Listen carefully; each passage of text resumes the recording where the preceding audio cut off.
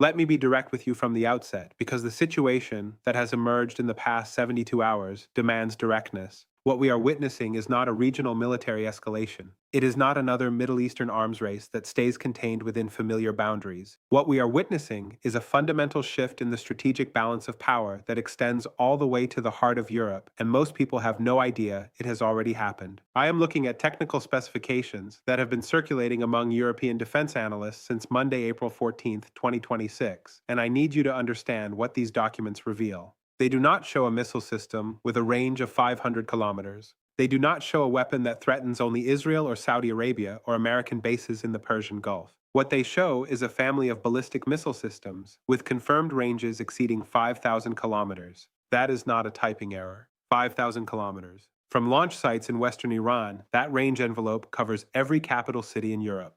London, Paris, Berlin, Rome, every single one. In the next 20 minutes, I am going to walk you through exactly why Iran now possesses the technical capability to strike any European capital, why NATO's missile defense architecture cannot reliably stop these systems, and why this represents the most significant failure of European security policy since the end of the Cold War. This is the analysis you are not getting from mainstream media outlets that are still focused on yesterday's conflicts while tomorrow's reality is already being written. Subscribe now if you have not already, because what we are about to cover is being actively analyzed by defense ministries across Europe right now, and the public conversation is weeks behind the classified assessments. Let us start with the technical reality of what Iran has actually built, because the mainstream narrative about Iranian missile capabilities is stuck somewhere around 2015, and the world has changed dramatically since then. The Islamic Revolutionary Guard Corps Aerospace Force has been developing and testing ballistic missile systems for more than 3 decades.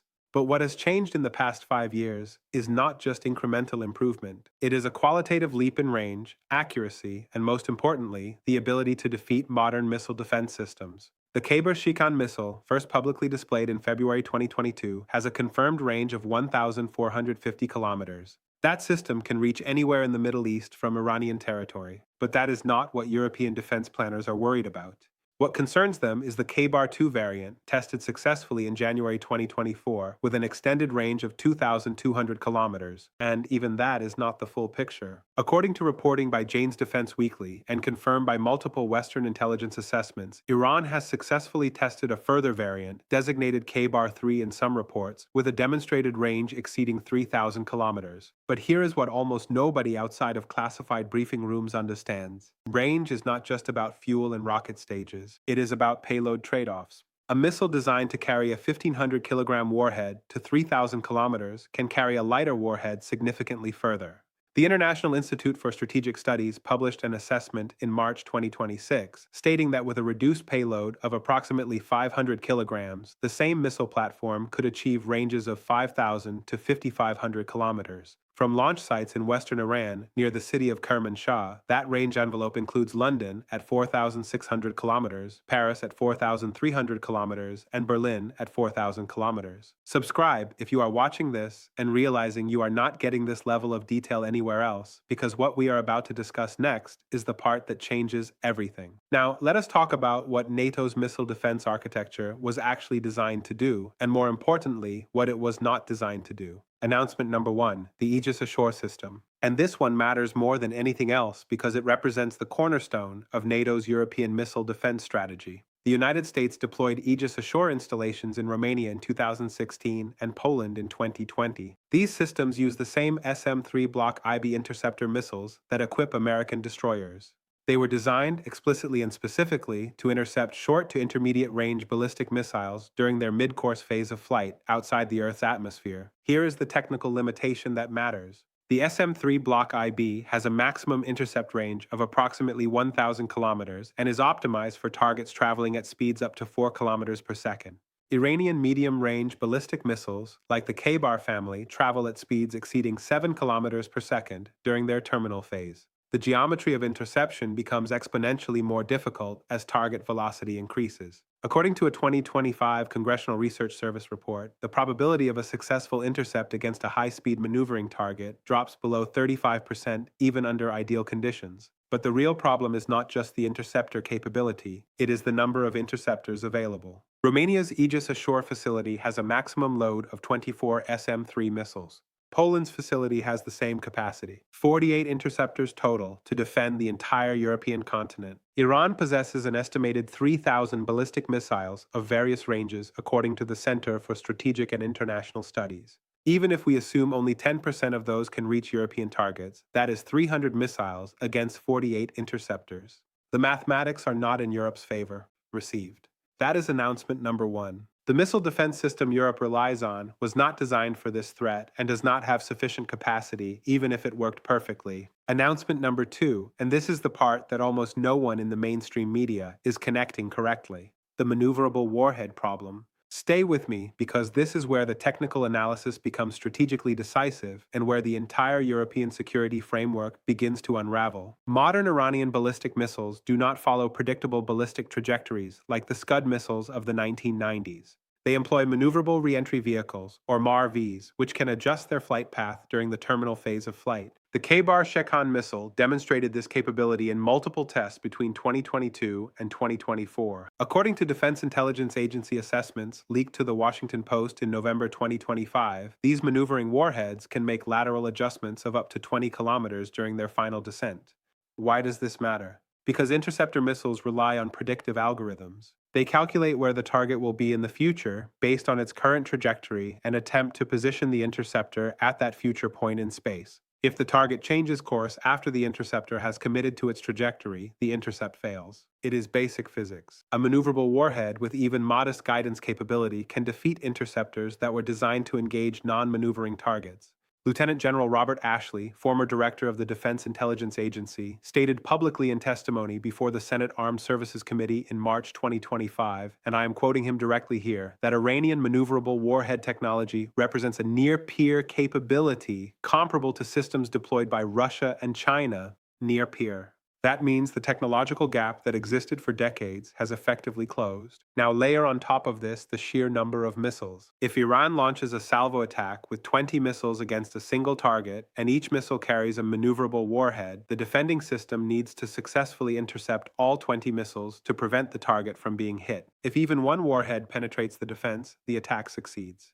This is called the offensive advantage in missile warfare, and it has existed since the 1960s. What has changed is that Iran now possesses both the quantity and the quality to exploit this advantage against European targets. Received.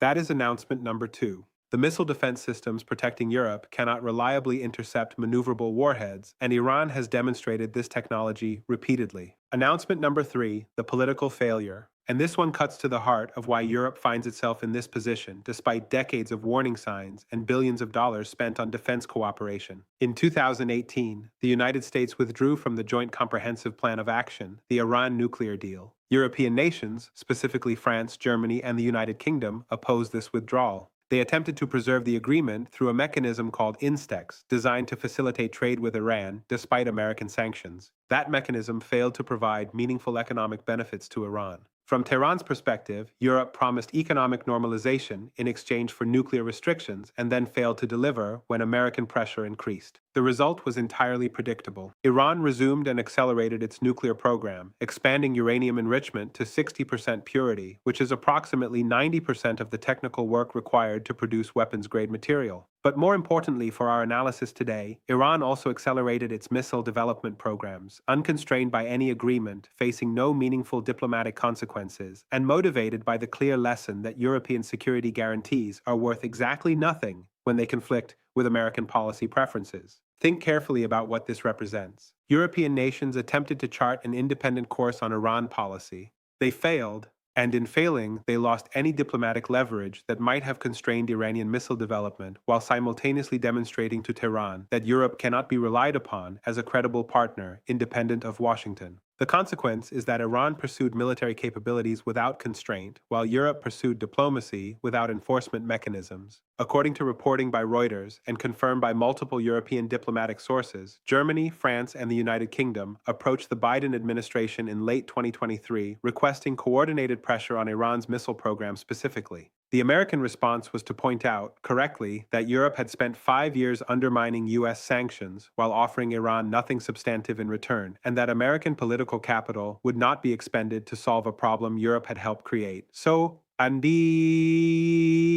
That is not a quote, but it is an accurate summary of the diplomatic exchange received. That is announcement number 3. Europe pursued an Iran policy that failed diplomatically, failed economically, and failed strategically, while simultaneously convincing Iran that European security concerns could be safely ignored. Now, let us talk about what is really happening behind the headlines, because there are two realities playing out simultaneously, and the mainstream media is only covering one of them. The public conversation is still focused on whether Iran will or will not develop nuclear weapons. That is the legacy framework from 15 years of negotiations. But the strategic question that actually matters today is entirely different. The question is not whether Iran has a nuclear weapon. The question is whether Europe has any viable response if Iran chooses to threaten European cities with conventional ballistic missiles carrying high explosive warheads. And the answer, based on technical analysis and strategic assessment, is no. Europe does not have a credible response. European militaries collectively possess approximately 200 fighter aircraft capable of conducting long-range strike missions into Iranian airspace.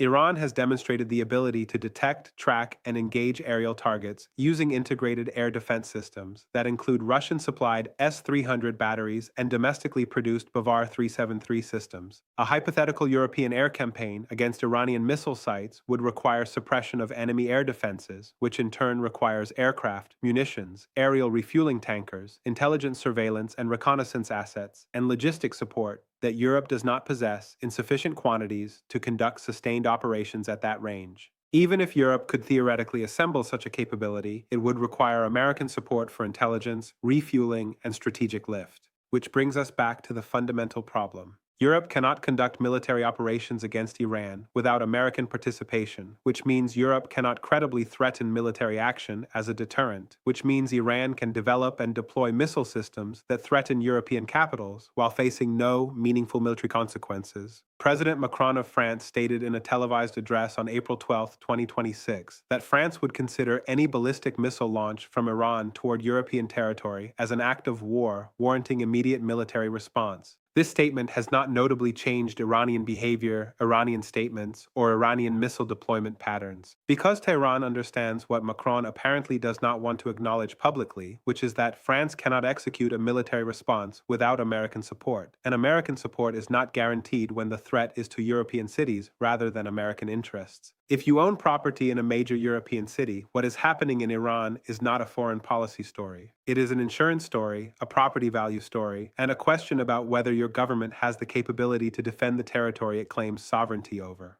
That should concern you significantly more than it apparently concerns your elected officials. This pattern has repeated throughout history, and every time it repeats, the outcome is the same. Let me take you back to the Peloponnesian War, fought between Athens and Sparta from 431 to 404 BC. Two great powers, both convinced of their own strategic superiority, both committed to defending their respective alliance systems, engaged in a decades-long conflict that exhausted both sides militarily, economically, and politically. And who benefited? Persia.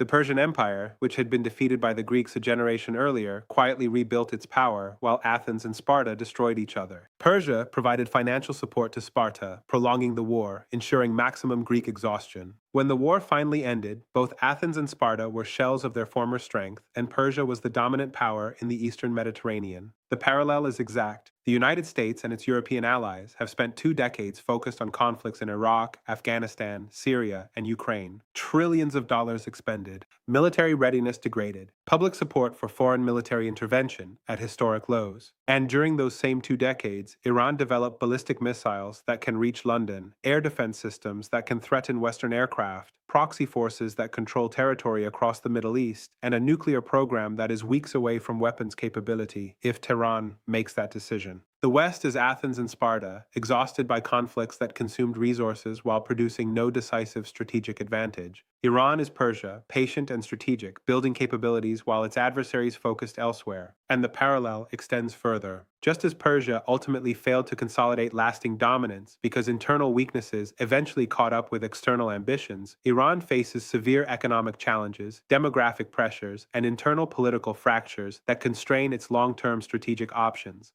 But in the near term, in the window we are living through right now, Iran has achieved a position of strategic advantage that seemed impossible 15 years ago. So where does this leave us? Let me give you three clear paths forward, because there is no honest middle ground here. These are the scenarios European leaders are gaming out right now in classified strategy sessions. Path 1: Diplomatic accommodation. Europe and the United States offer Iran a comprehensive agreement that includes sanctions relief, normalized trade relations, security guarantees, and recognition of Iranian regional influence in exchange for verifiable limits on missile ranges, warhead types, and deployment patterns. This would require the United States to accept Iranian influence in Iraq, Syria, Lebanon, and Yemen. It would require European nations to resume oil and gas purchases from Iran. It would require both sides to move past 15 years of mistrust and failed negotiations. The probability of this outcome is low because domestic political opposition in the United States and Europe makes comprehensive sanctions relief nearly impossible, and Iran has no reason to trust Western security guarantees after the experience of the JCPOA collapse. Path 2: Military confrontation. The United States, with or without European participation, conducts a large-scale military campaign to destroy Iranian missile production facilities, launch sites, and command infrastructure. This would require thousands of air sorties, likely some ground operations, and would provoke Iranian retaliation against American bases, Saudi oil infrastructure, and potentially ballistic missile launches against European cities, which is precisely the scenario we are trying to prevent. The human cost would be catastrophic. The economic cost would dwarf Ukraine. The strategic outcome would be uncertain because Iran has spent decades dispersing and hardening its military infrastructure specifically to survive such an attack. The probability of this outcome is low because no Western leader wants to start a war that could easily spiral into a regional catastrophe. Path 3: Strategic drift. This is the most likely outcome. Europe continues to express concern through diplomatic statements while taking no meaningful action. The United States maintains sanctions while avoiding military escalation. Iran continues developing longer-range, more accurate missiles while carefully avoiding any launch that would trigger an immediate military response. The new normal becomes a Middle Eastern power possessing the capability to strike any European capital, and European security policy adjusts to accept this reality the same way it has adjusted to accept Russian nuclear weapons, Chinese military expansion, and every other adverse strategic development of the past 3 decades. I think we are on path 3, and I think European leaders know it, and I think the public conversation is deliberately avoiding this conclusion because acknowledging it would require confronting two very uncomfortable truths. First, that European military power has declined to the point where Europe cannot independently address threats to its own territory. Second, that the American security guarantee that has underpinned European defense policy since 1945 is no longer reliable when American interests and European interests diverge. Here are the questions I want you to take away from this analysis. First, if your government cannot defend your city from ballistic missiles launched from 4,000 kilometers away, what exactly is your government's purpose? Second, if 15 years of diplomacy and decades of military spending have produced a situation where Iran can threaten London with conventional missiles, what makes you confident that current policies will produce better outcomes in the next 15 years? Third, if this analysis is correct and we are on path 3, strategic drift, what are the long-term implications for European sovereignty, NATO cohesion, and the broader international order? Tell me in the comments what you think European leaders should do. Tell me if you think this threat is being overstated or understated in your national media. Tell me if you live in a European capital city and whether this analysis changes how you think about your government's defense policies. We will keep tracking every development in Iranian missile testing, European defense policy responses, and the broader strategic competition between the United States and Iran. That is what this channel does every single day. Subscribe now if you want analysis that connects technical military capabilities to strategic political outcomes instead of the surface-level reporting you get from mainstream outlets. Share this video with everyone in your network who is trying to understand what is really happening in European security. Turn on notifications so you do not miss the next analysis when Iran conducts its next missile test or when European leaders finally acknowledge publicly what they already know privately. We will see you in the next one.